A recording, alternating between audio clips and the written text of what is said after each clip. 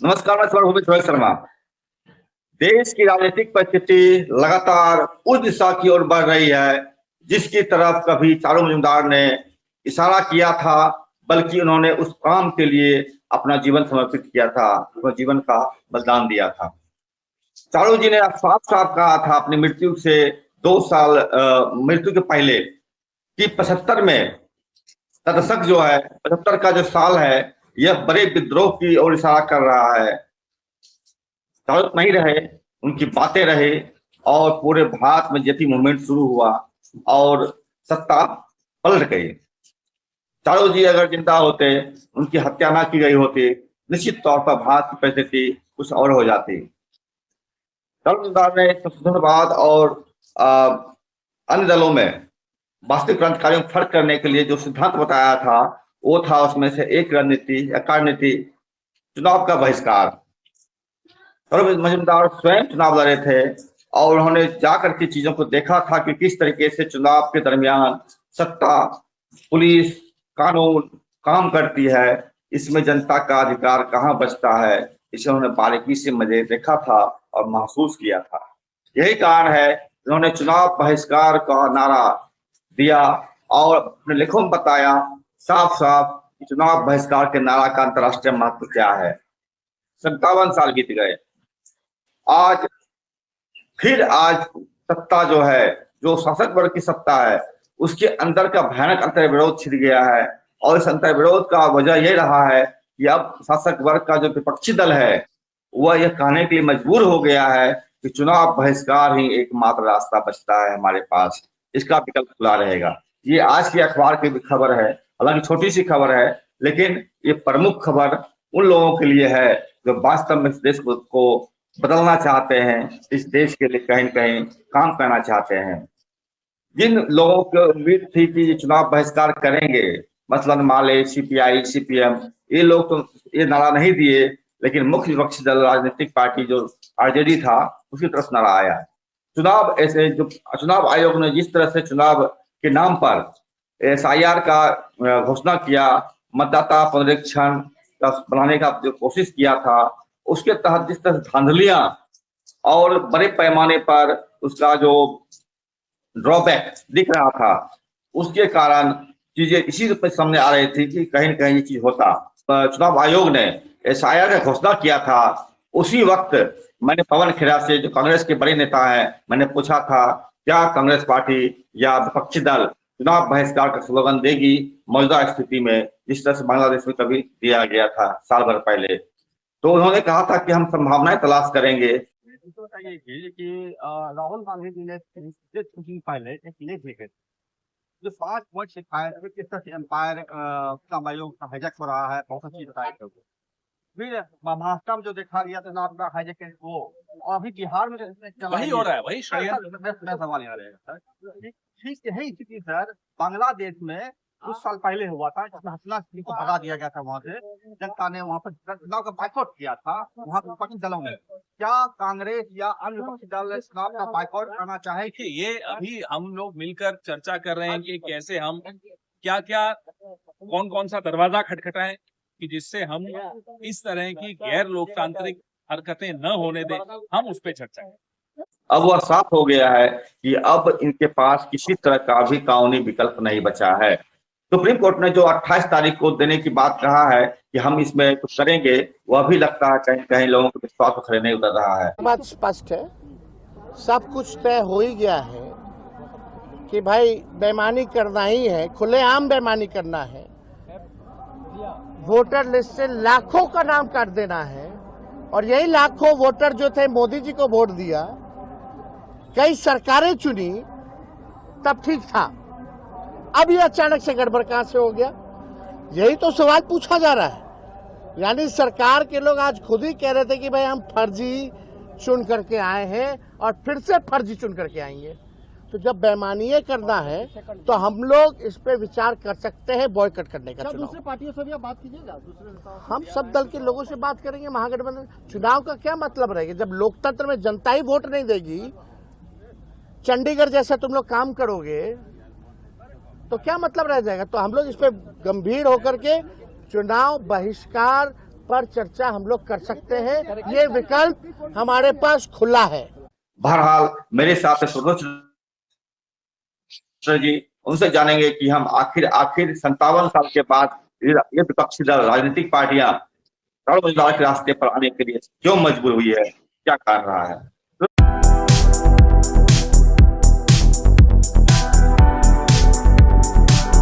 बहुत बहुत स्वागत सर्वभूमि है आपका। नमस्कार, धन्यवाद सभी श्रोताओं का। जी शुक्रिया। सुब्रत जी, अभी जो एक राजनीतिक भूचाल आया हुआ है बिहार में, खास करके SIR के नाम पर जिस तरह से चुनाव आयोग ने यहाँ धांधली का शुरुआत कर दिया है, ऐसे में विपक्षी दल जो चुनावी प्रणाली पर विश्वास करते थे, अब वह भी चुनाव बहिष्कार का नारा देने के लिए मजबूर हो गए हैं, विकल्प खुले रखने की बात कर रहे हैं। चारों मजूमदार कितना सही थे उस दौर में, इस दौर के लिए वो तैयार थे, राजनीतिक पार्टियां क्या स्थिति में क्यों पहुंच गई है, थोड़ा संक्षेप में बताएंगे। चारू मजूमदार ने जब चुनाव को फ्रॉड कहा, पहली बात तो to place the facts in the right place. Charu Majumdar ने कहा था कि चुनाव जो है वो एक फ्रॉड है, ठीक है, इसलिए इसमें हिस्सेदारी लेकर कोई फायदा नहीं। चारू मजूमदार पूंजीवादी लोकतांत्रिक व्यवस्था में चुनावी मैकेनिज्म को या उसको बचा कर रखने में चुनावी मैकेनिज्म की भूमिका के बारे में स्पष्ट रूप से पहचानते हैं। चारू मजूमदार के चुनावी बहिष्कार या चुनाव फ्रॉड कहने और तेजस्वी यादव के चुनावी बहिष्कार के कहने के बीच में मूलभूत अंतर यही है। तेजस्वी यादव चारू मजूमदार की तरह चुनाव बहिष्कार की बात करते हैं, लेकिन तेजस्वी यादव क्या मानते हैं कि चुनाव जो है, चुनावी लोकतंत्र जो है, वो एक पूंजीवादी सामंतवादी व्यवस्था को जिलाए रखने के टूल के रूप में इस्तेमाल भारत में हो रहा है। क्या यह वर्ग चेतना तेजस्वी यादव के पास है? जवाब है नहीं। अब सवाल ये है कि चूंकि बिहार में पूरी संभावना है कि निष्पक्ष चुनाव हो तो तेजस्वी यादव का गठबंधन जीत जाएगी चुनाव। Nitish stands discredited. नीतीश की राजनीतिक मृत्यु हो चुकी है या भाजपा वालों ने कर दी है। भाजपा को वैसे भी पैर के नीचे कोई जमीन है नहीं बिहार में इंडिपेंडेंटली। नीतीश के नाम पर तो वो लोग पिछली बार थोड़ा बहुत सीटें ले आए और चिराग मॉडल के सहारे, लेकिन अगर अकेले छोड़ दिए गए तो 20-22 सीट से ज्यादा उसकी औकात नहीं भाजपा की। वो भी कुछ शहरी क्षेत्रों में है, उसके बाहर कुछ नहीं है। ये ग्राउंड रियलिटी है। अब SIR के चलते जो तांडव चुनाव आयोग ने किया है, उससे ये स्पष्ट हो रहा है कि विरोधी दल के वोटों को काट दिया जाएगा। और जब विरोधी दल के वोटों को काट दिया जाएगा सन्ना प्रमुख स्तर से मैकेनिज्म को चालू करके, तब तेजस्वी यादव बोलो या कांग्रेस बोलो या माले बोलो, किसी के जीतने की कोई संभावना तो रही ही नहीं। विपक्ष तो जीतेगी ही नहीं, क्योंकि विपक्ष के वोट ही नहीं पड़ेंगे। फॉर एग्जाम्पल मैं तुम्हें बता दूं, चुनाव आयोग SIR की रिपोर्ट में कहती है 21 लाख लोग मर गए। चुनाव आयोग से अगर मांगा जाए जो 21 लाख लोग मर गए हैं उनका मृत्यु प्रमाण पत्र दिखाइए। आप कैसे इस नतीजे पर पहुंचे कि 21,92,000 लोग मर गए हैं? क्या सबके मृत्यु प्रमाण पत्र आपके पास है? क्या ऐसा नहीं है कि जिंदा लोगों को भी आपने मुर्दा घोषित कर दिया? फिर आप कहते हैं कि 22-23 लाख लोग अपने पते पर नहीं मिले, वो बिहार से बाहर चले गए। बिहार से बाहर चले जाने का मतलब क्या ये होता है कि वो बिहार के वोटर नहीं रहे? आप इसको गारंटी दे सकते हैं कि वो चुनाव के समय बिहार नहीं लौटेंगे अपना मताधिकार का प्रयोग करने के लिए? बिल्कुल।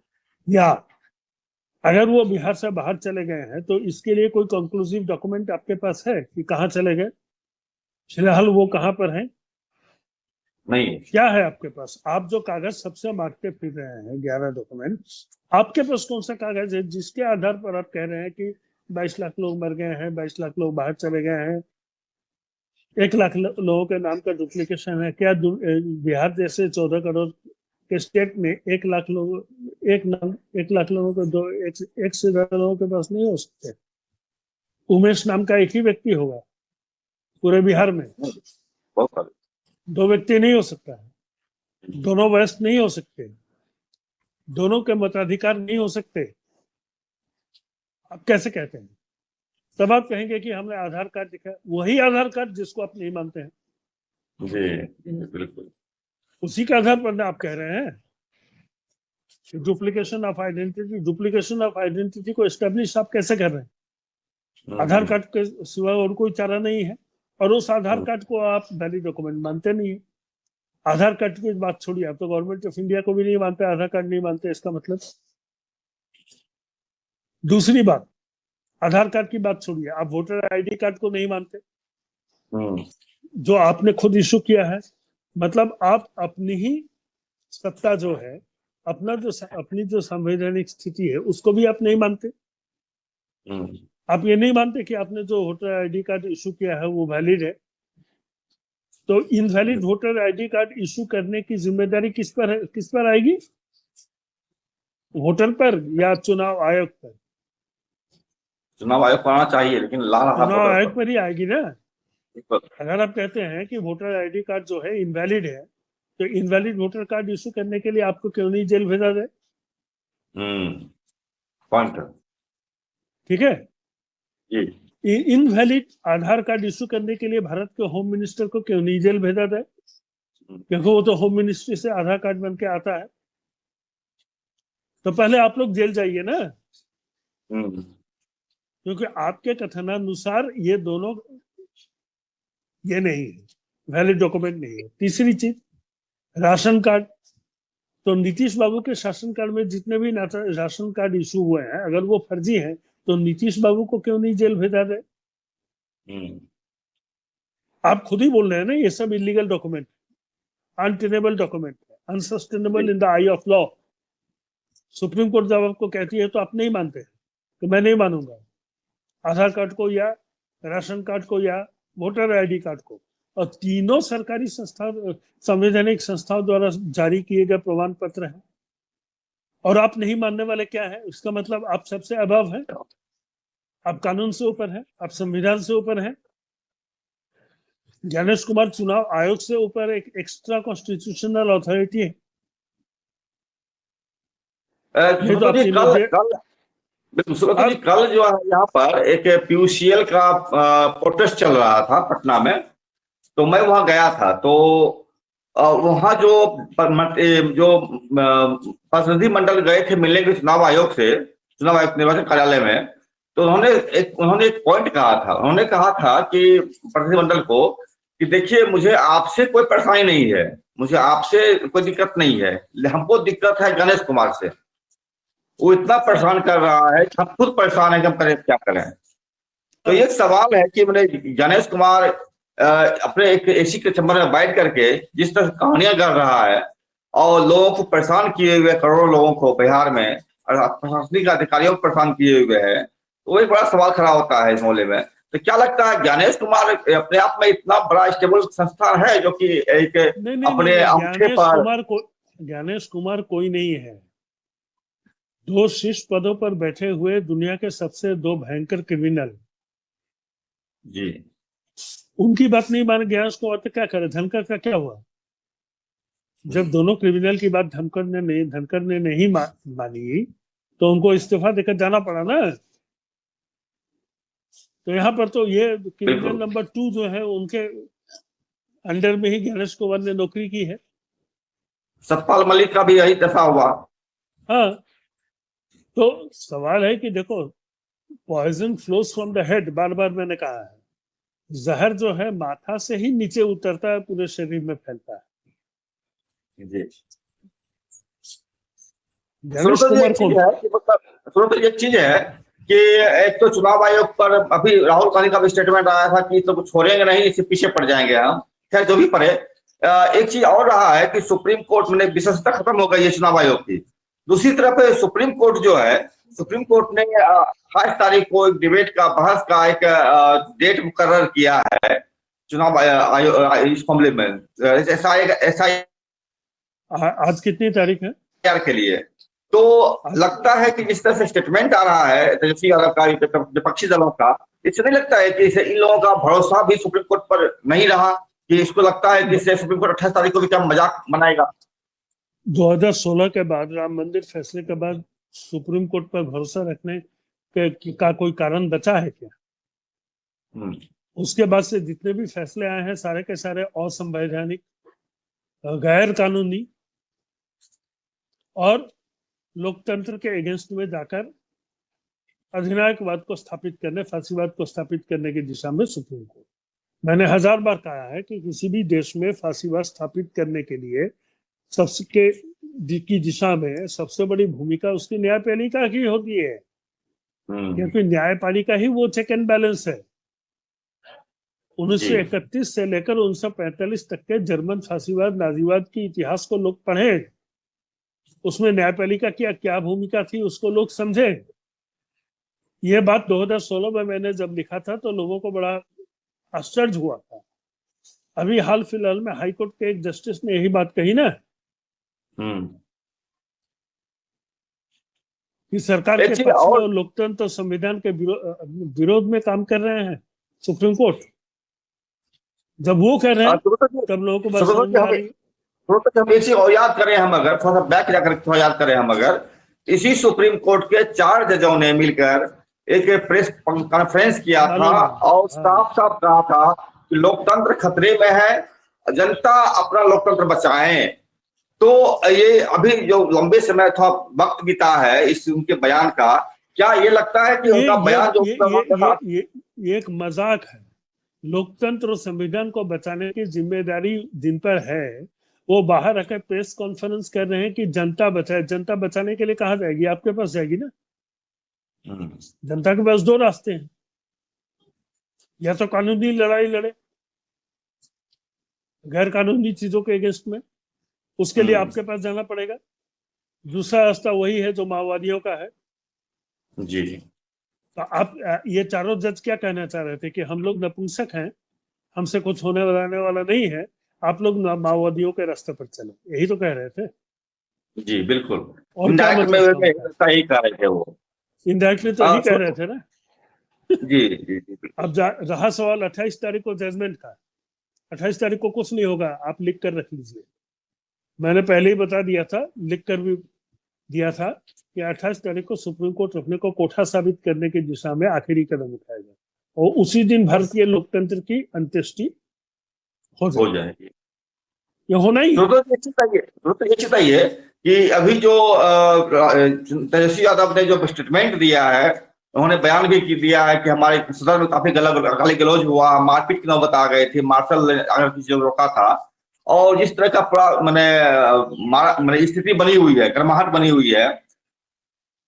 अब तेजस्वी यादव के इसमें उन्होंने कहा चुनाव का बायकॉट करेंगे, इनके स्टेटमेंट इस पर मैं आ रहा हूँ। तेजस्वी यादव जिस चुनाव बहिष्कार की बात कर रहे हैं, हेलो जी, तेजस्वी यादव जिस चुनाव बहिष्कार की बात कर रहे हैं ना, भाजपा वही चाहती है। आप चुनाव बहिष्कार कीजिए। आपकी आवाज करके मेरी आवाज तो मैं कह फिर से बोलिए, तेजस्वी यादव जिस चुनाव बहिष्कार की बात कर रहे हैं, हेलो, हाँ बिल्कुल, भाजपा वही चाह रही है। आवाज आ रही है? भाजपा वही चाह रही है। अच्छा। भाजपा चाह रही है कि सारे विपक्ष चुनाव का बहिष्कार करे, हम 500 इंडिपेंडेंट खड़ा करके अपना 240 सीट पर जीते, 2-3 सीट इंडिपेंडेंट को देके चुनाव को अहम बनाए। अच्छा, तो तेजस्वी यादव क्या कह रहे हैं? तेजस्वी यादव ये क्यों नहीं कह रहे हैं कि हम हर एक घर घर से आदमी को निकालेंगे? आपके पास बहुत बड़ा संगठन है पूरे बिहार में, राजद नंबर 1, माले नंबर 2, कम्युनिस्ट लोग नंबर 3 पर कांग्रेस। इनका ऑर्गेनाइजेशन कोई छोटा मोटा ऑर्गेनाइजेशन तो है नहीं। तो आप इसको जन आंदोलन की शक्ल क्यों नहीं दे पा रहे हैं? आप क्या करेंगे बहिष्कार करके? चारू, इसीलिए मैंने तुम्हें शुरू में कहा, चारू मजूमदार का बहिष्कार करने का मामला अलग था, इनका बहिष्कार करने का मामला अलग है। चारू मजूमदार उस व्यवस्था से ही रिवोल्ट कर रहे थे जो चुनावी लोकतंत्र को पूंजीवाद को जिलाए रखने के लिए स्थापित करता है। आप उस व्यवस्था के खिलाफ नहीं लड़ रहे हैं, आप एक शासन सत्ता के खिलाफ लड़ रहे हैं। ठीक है, आपकी लड़ाई सीमित है, आप सत्ता की एक काले कारनामे के विरोध में लड़ रहे हैं, बस इतनी सी आपकी लड़ाई है। इससे आपकी आगे आपकी लड़ाई कहीं नहीं पहुंचती है। चारू मजूमदार की लड़ाई लंबी थी, वो चुनावी लोकतंत्र को पूंजीवाद को स्थापित करने के लिए एक वैलिडेशन के रूप में देखते थे। ठीक है, आप चुनावी लोकतंत्र को पावर पाने के एक टूल के रूप में देखते हैं। जी, दोनों में ये फर्क है, इसको समझिए, लोगों को ये समझना पड़ेगा। बहुत आसान है कह देना कि सीएम ने कहा था तेजस्वी आज कह रहे हैं। सीएम ने क्यों कहा था और तेजस्वी क्यों कह रहे हैं? तेजस्वी इसलिए कह रहे हैं कि उनको सत्ता प्राप्ति के हथियार के रूप में चुनाव चाहिए। सीएम को वो भी नहीं चाहिए था, उनको सत्ता प्राप्ति के हथियार के रूप में चुनाव नहीं चाहिए था, उनको क्रांति चाहिए थी। जी, दोनों में ये मूलभूत अंतर है। अश्वत्थ जी, एक चीज आते आपको मैं जाना था कि ऐसा कि मैंने भी पवन खेरा से पूछा था और वही बात को तेजस्वी यादव ने भी रिप्लाई किया कि बांग्लादेश के तर्ज पर जिस तरह से सत्ता बदलाव हुआ था चुनाव बहिष्कार करके, अरे क्या इसकी संभावना दिख रही है? बांग्लादेश के पहले जनरल मुशर्रफ ने ये पाकिस्तान में किया था। बांग्लादेश तो हाल की बात है, लोग हिस्ट्री भूल जाते हैं।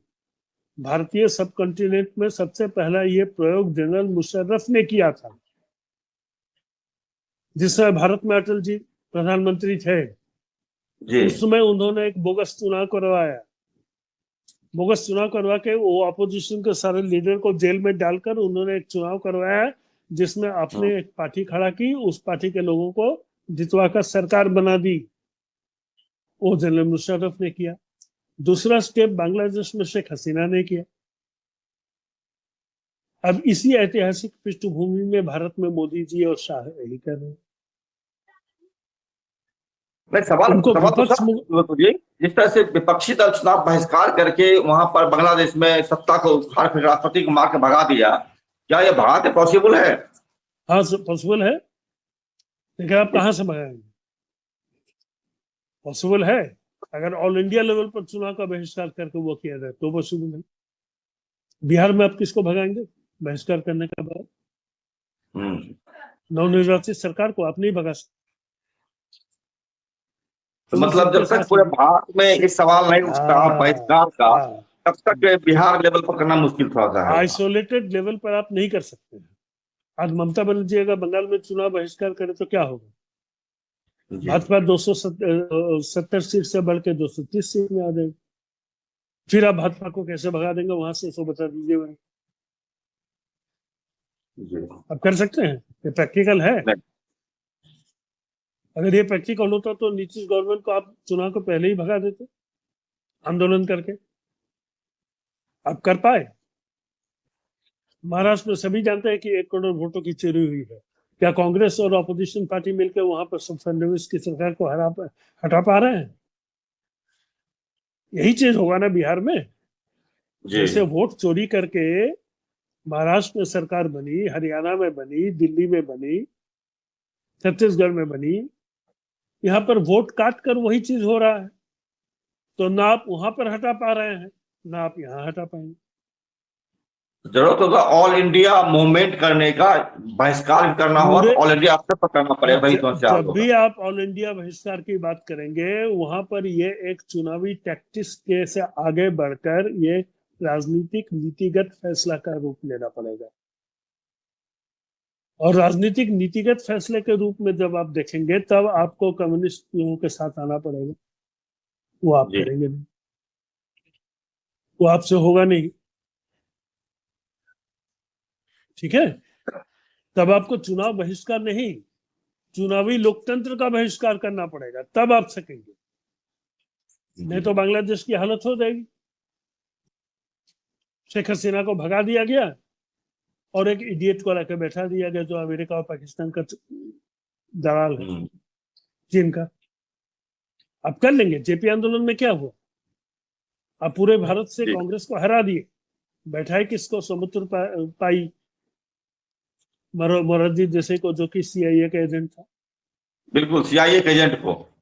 तो जब मूवमेंट के पीछे वैचारिक स्पष्टता नहीं होती है रोहित, तब क्या होता है? वो मूवमेंट उच्छृंखलता में बदल जाती है।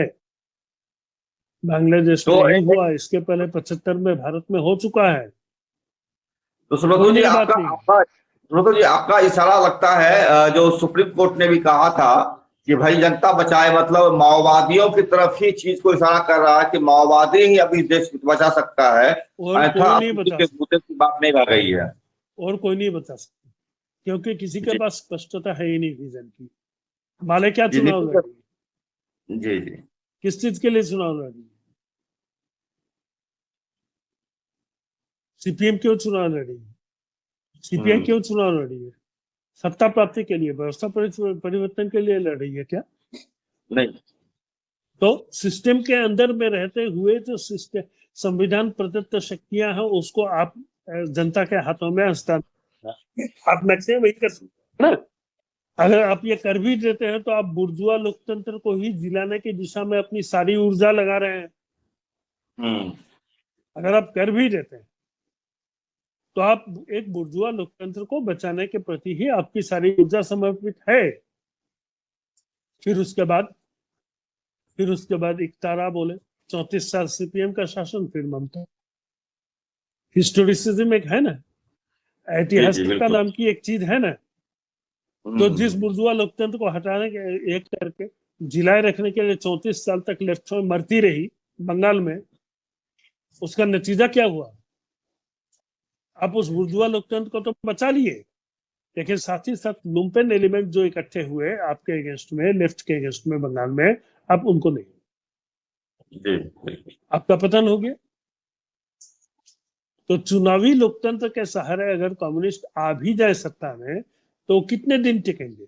1 दशक, 2 दशक, 3 दशक, उससे ज्यादा नहीं टिकेंगे आप,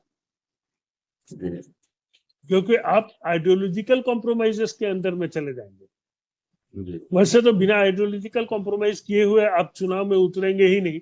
आपका चुनाव में हिस्सा लेना ही आइडियोलॉजिकल कॉम्प्रोमाइज है। लोग सब लेनिन का उदाहरण देने लगेंगे कि लेनिन भी चुनाव लड़ते थे। सुब्रतो, क्या ये लगता है कि अब जितनी पार्टियां भारत में बची हुई है, विपक्षी दल, इन लोगों को किसी न किसी रूप में माओवादियों को सपोर्ट करना चाहिए, ताकि अगर इनके ये करना चाहिए, लेकिन ये कर नहीं पाएंगे ना, क्योंकि इनका वर्ग स्वार्थ इनको ये चीज करने नहीं देगा। आई बात समझ में?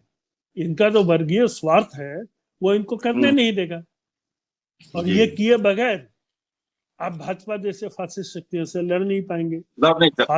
फासिस्ट का किला तो लाल ही ढहा है।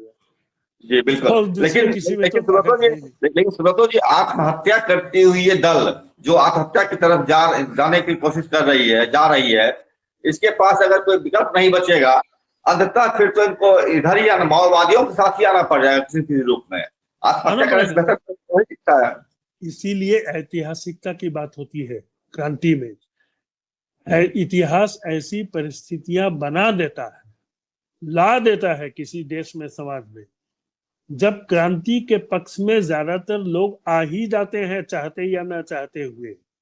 जी बिल्कुल। मैंने तुम्हें बहुत पहले पॉडकास्ट में एक बार कहा था कि माओवादियों को मोदी जी का आभारी होना चाहिए, क्योंकि मोदी जी ने व्यवस्थागत विसंगतियों को इस बेशर्मी से उजागर किया है अपनी एब्सोल्यूट ताकत को बनाए रखने के लिए, कि लोगों का सारी व्यवस्था, सारी संवैधानिक तंत्र से मोहभंग हो गया है। और ये मोहभंग की स्थिति जब आती है तभी लोग ऑल्टरनेटिव की बात सोचते हैं। जब तक मालूम है कि बाप हमारी जेब में पैसे डालेगा तब तक तो हम राजा हैं। जब बाप नहीं डाल सकता है, लाचार हो गया है, बूढ़ा हो गया है, मर गया है, तब मुझे कमाने के लिए निकलना पड़ता है, तब आटे दाल का भाव मालूम पड़ता है। तो अब यह आटे दाल का भाव इनको समझ में आ रहा है कि हम जिस व्यवस्था को जिला के रखे थे उसमें आटे दाल का भाव क्या होता है। बढ़िया है। हम जिस सुप्रीम कोर्ट के सहारे जा रहे थे कि सुप्रीम कोर्ट चला जाऊंगा, कोर्ट में देख लूंगा, देख लो भैया, चुनाव आयोग में ज्ञापन दूंगा। बहुत बहुत शुक्रिया जी, आपने चीजों को बताया और बहुत बेहतरीन से रखा चीजों को। और जिस तरह से चीजें चलती चली जा रही है, अब कहीं कहीं चीजें लगता है कि माओवादियों के ही पक्ष में अब चीजें हो सकती है, क्योंकि भारत के संविधान में अब भारत की इस चुनावी तंत्र में अब विपक्षी दलों के लिए कोई रास्ता नहीं बचा है, और आत्महत्या की ओर जाती हुई विपक्षी दलों के पास एक मात्र बेहतर जो विकल्प रूप तौर पर बच रहा है वो सिर्फ माओवादी ही बच रहा है। अगर या तो माओवादियों के साथ जाए किसी न किसी रूप में, या फिर अपने आप को सुसाइड की दिशा में लेके जाए। देखिए रोहित जी, लोकतांत्रिक तरीके पद्धति से जो लड़ाई लड़ी जा सकती है वो अपने आखिरी स्टेज पर पहुंच चुकी है, बिल्कुल। इसके बाद आपके पास लोकतांत्रिक तरीके से लड़ने का कोई ऑप्शन नहीं बचा है, नहीं बचा। बिल्कुल बिल्कुल। बहुत शुक्रिया जी, आपने बताया चीजों को, और हम दर्शकों को कहेंगे कि आप देखिए, लाइक शेयर कीजिए। और एक चीज और कहना चाहेंगे हम कि अपने हमारे चैनल का मेंबरशिप लीजिए, ताकि हम भी अपने आप को आपके लिए समर्पित करने में ज्यादा हमको सुविधा मिल सके। और इसके लिए 2 मेंबरशिप है, एक नॉर्मल मेंबरशिप है जो कि आपको 89 रुपीज का है, दूसरा आपको जो है स्पेशल मेंबरशिप है जो 159 रुपीज का है। आप जिसमें सुविधा हो आप कर सकते हैं। 3 रुपया से भी कम खर्चे का पर डे पड़ेगा आपको। देख लीजिए कैसा लगता है आपको है। नमस्कार, आपका भी बहुत बहुत शुक्रिया, धन्यवाद।